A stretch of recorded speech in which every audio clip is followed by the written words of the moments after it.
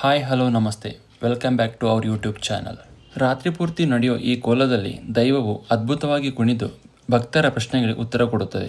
ಆ ಕ್ಷಣಗಳು ಭಕ್ತಿ, ಭಯ, ಗೌರವ ಮೂಡಿಸುವಂಥವು. ಕೋಲ ಮುಗಿದ ಮರುದಿನ ಒಂದು ಬಹಳ ಮುಖ್ಯವಾದ ಆಚರಣೆ ನಡೆಯುತ್ತದೆ. ಅದೇ ತಂಬಿಲ. ತಂಬಿಲ ಅನ್ನೋದು ದೈವಕ್ಕೆ ಸಮರ್ಪಿಸುವ ಪವಿತ್ರ ನೈವೇದ್ಯ. ಈ ತಂಬಿಲದಲ್ಲಿ ಸರಳ ಪದಾರ್ಥಗಳಿರಬಹುದು, ಆದರೆ ಅದರಲ್ಲಿರುವ ಭಕ್ತಿ ಅಮೂಲ್ಯವಾದದ್ದು. ಇದು ಒಂದು ಆಹಾರ ಅಲ್ಲ, ಇದು ಭಕ್ತಿ, ಸಂಪ್ರದಾಯ ಮತ್ತು ನಂಬಿಕೆಯ ಪ್ರತೀಕ.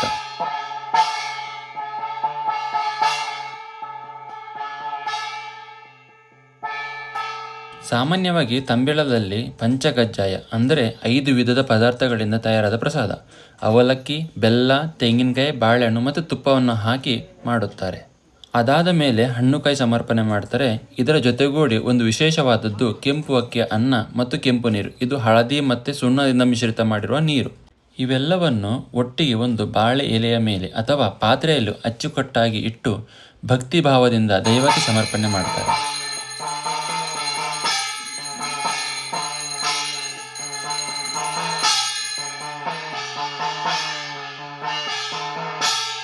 ತಂಬಿಲದ ಅರ್ಥ ಏನು ಅಂದರೆ, ಇದು ದೈವವನ್ನು ಶಾಂತಗೊಳಿಸುವ ಒಂದು ವಿಧಾನ ಕೂಡ ಹೌದು.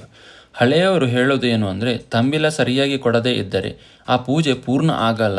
ಸ್ನೇಹಿತರೆ, ಈ ವಿಡಿಯೋದಲ್ಲಿ ನಾವು ಕರಾವಳಿ ಭಾಗದ ಒಂದು ಪ್ರಾಚೀನ ಸಂಪ್ರದಾಯ ಬಗ್ಗೆ ತಿಳ್ಕೊಳ್ತೀವಿ. ಅದು ದೈವಕ್ಕೆ ಕೋಳಿಯ ರಕ್ತಾಹಾರ ಕೊಡುವ ಪದ್ಧತಿ. ತುಳುನಾಡಿನ ಕೋಲ ಅಥವಾ ದೈವಾರಾಧನೆ ಪ್ರಕೃತಿ ಶಕ್ತಿ ನಂಬಿಕೆ ಮಿಶ್ರಣ ಕೂಡ ಹೌದು. ಹಳೆಯ ಕಾಲದಿಂದಲೂ ಕೆಲವು ದೈವಗಳಿಗೆ ಪ್ರಾಣಿಗಳ ಮೂಲಕ ಬಲಿ ಕೊಡುವ ಪದ್ಧತಿ ಇದೆ. ರಕ್ತಾಹಾರ ಅಂದರೆ ದೈವಕ್ಕೆ ಕೋಳಿಯ ರಕ್ತವನ್ನು ಅರ್ಪಿಸುವ ಒಂದು ವಿಧಿ.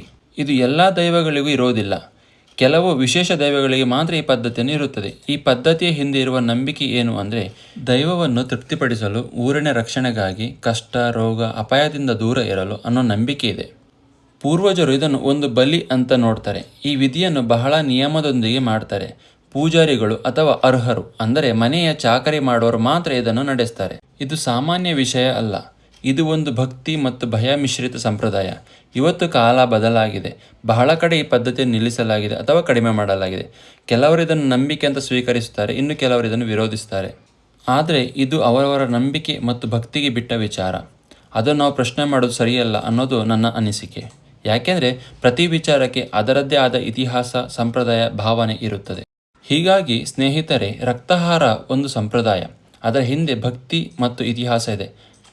ಆದರೆ ನಾವು ಅದನ್ನು ನೋಡೋ ದೃಷ್ಟಿಕೋನ ಒಂದೇ ಇರಬೇಕು. ಗೌರವ ಮತ್ತು ಜವಾಬ್ದಾರಿಯಿಂದ ಅರ್ಥ ಮಾಡಿಕೊಳ್ಳುವುದು ಮುಖ್ಯ.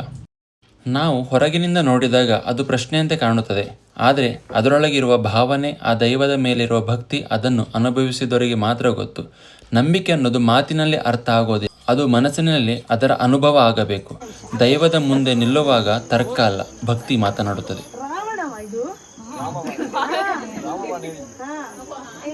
ರಾಮಾಚಾರ್ಯ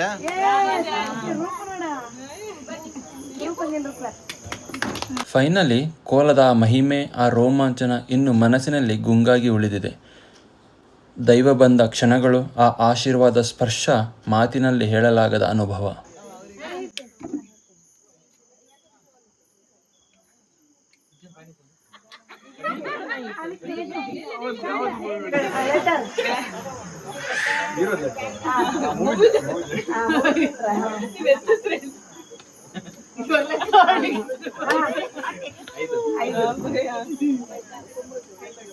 ವಿಷ್ಣುವರ್ಧನ್ ಈಗ ಪಿಕ್ಚರ್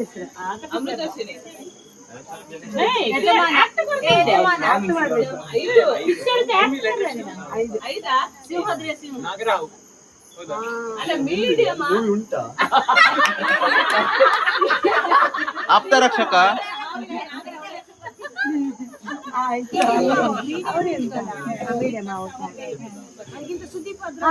ಪಿಕ್ಚರ್ ಎಷ್ಟು ಹೇಳ್ತಾರೆ? 5 ರಾಜ್ಕುಮಾರ. ಇದನ್ನ ನೋಡಿದ್ರೆ ಅದೇ ಇದು ನೋಡಿ, ಜನರೇಷನ್ ವಿಡಿಯೋ ಎಡಿಟಿಂಗ್ ಮಾಡ್ತಾರೆ ಕೆಲಸ ಇಲ್ಲದೆ ಅಂತ. ಈಗ ನೋಡಿ ಬಿಸಿಲ್ ಬೋರ್ಡ್ಗೆನಾ ಬಿಸಿಲ್ ನೋಡಿದ್ಯಾ? ಎಲ್ಲಿ ಅಂತ ನೋಡಿದ್ಯಾ ಬಿಸಿಲ್? ಇದು ಕೇವಲ ಆಚರಣೆ ಅಲ್ಲ, ನಮ್ಮ ಪೂರ್ವಜರು ಉಳಿಸಿದ ಅಮೂಲ್ಯ ಸಂಸ್ಕೃತಿ, ನಮ್ಮ ನಂಬಿಕೆಯ ಉಸಿರು. ದೈವದ ಕೃಪೆ ಸದಾ ನಮ್ಮ ನಿಮ್ಮೆಲ್ಲರ ಮೇಲೆ ಇರಲಿ. ನಮ್ಮ ನಿಮ್ಮ ಮನೆಗಳಲ್ಲಿ ಸಂತೋಷ, ಶಾಂತಿ ಮತ್ತು ಸಮೃದ್ಧಿ ತುಂಬಿರಲಿ. ಈ ಪವಿತ್ರದ ಕ್ಷಣಗಳನ್ನು ಮನದಲ್ಲಿ ಹೊತ್ತುಕೊಂಡು ನಮಸ್ಕಾರಗಳೊಂದಿಗೆ ಈ ತಂಬಿಲ ಕಾರ್ಯಕ್ರಮಕ್ಕೆ ಪೂರ್ಣ ವಿರಾಮ ಇಡೋಣ. ಮತ್ತೊಮ್ಮೆ ಸಿಗೋಣ ಬಂಧುಗಳೇ, ನಮಸ್ಕಾರ.